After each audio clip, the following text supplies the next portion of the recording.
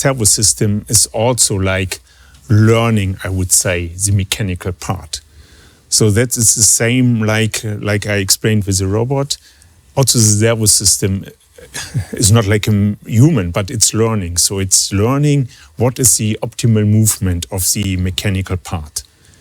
And if something is changing, that could be an example with the missing grease, so the friction will increase, then the motor system will recognize something changed in the data which the motor, the amplifier, is seeing from the mechanics.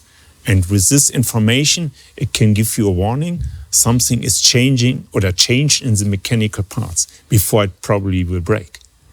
So it's again I would say a little bit the machine learning process, which is also helping you to prevent the mechanical breakdowns and to give in advance the information that you should do maintenance, you should do something. And this is more or less, I would say, also independent from the lifespan, because we are not looking to the working hours. Yeah. We are looking to the real movement of the mechanical parts. I mean, analyzing the amount of working hours is relatively easy, right? That's Here we are talking about something else, clearly. Yeah. And I think that maybe adding one more comment, I think that what matters and what is crucial is that, well, first of all, you have this good state, right? Yes. When the machine is performing well, this is when the, let's say, servo system is learning the good operation. Yes.